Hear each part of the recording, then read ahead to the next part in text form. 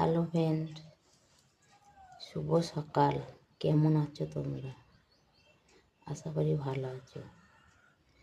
তা আমি তোমার সঙ্গে একটা কথা শেয়ার করব, তাই জন্যে ভিডিওটা বানাচ্ছি। তোমরা সবাই মন দিয়ে শুনবে, ঠিক আছে?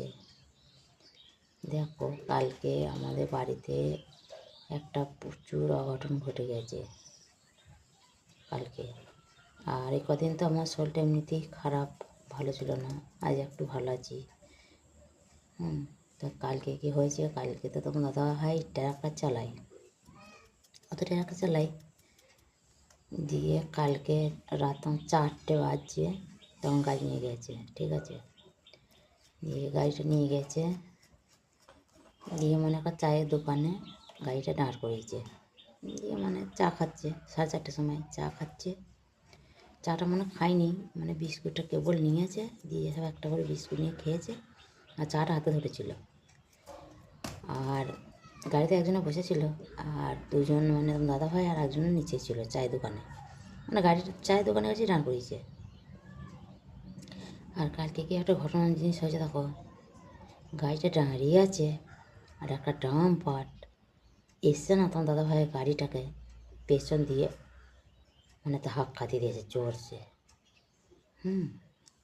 আর সেই মুহূর্তে যে ধাক্কা দিয়ে দিয়েছে, তোমার দাদা ভাই একটু ভেতরে ছিল, আর যে বাইরে ছিল, গাড়িটা ট্রাক্টরটা পুরো এমনি করে ঘুরে গেছে, খালি গাড়ি ঘুরে গেছে, একজনের মাথায় নিয়ে গেছে। আর যে গাড়িতে বসেছিল সে টপকে আবার ডাম্পারের তলায় ঢুকে গেছে, ডাম্পার তলায় ঢুকে গেছে। তা সবাই মনে করছে ডেটই হয়ে গেছে। তাই এখান থেকে কি 200 মিটার কত আসতে বলে দেখিনি। একবারে সে গাড়ির চাকায় চাকায় ঘুরে ঘুরে গিয়েছে, এই মাঝের চাকাটায় একটা রড ছিল, রডটা ধরে ফেলেছে, তখন সবাই মনে করছে বেঁচে না, এমনি ডেটই হয়ে গেছে। এমনই অবস্থা, 200 মিটার আসটা তার কম নয় বলো। তা সেই রডটা এমনি করে ধরে ফেলেছে বলে তাই। তা ঠাকুরের অসীম কৃপা, তা ঠাকুরই 3জনকে বাঁচিয়েছে। তা সেই তোমার দাদাভাই কিছু হয়নি, এইখানটা একটু লেগেছে হাতটা, আর এই হেঁটুর কাছে একটু লেগেছে। আর যে ছেলেটা গাড়িটা ঘুরে গেছে এমনি করে তার বুকে আঘাত লেগেছে, আর মাথাটা ফেটে ফ্র্যাকচার হয়ে গেছে মাথাটা। এমন অবস্থা হলে নাক মুখ দিয়ে রক্ত বেরিয়েছিল।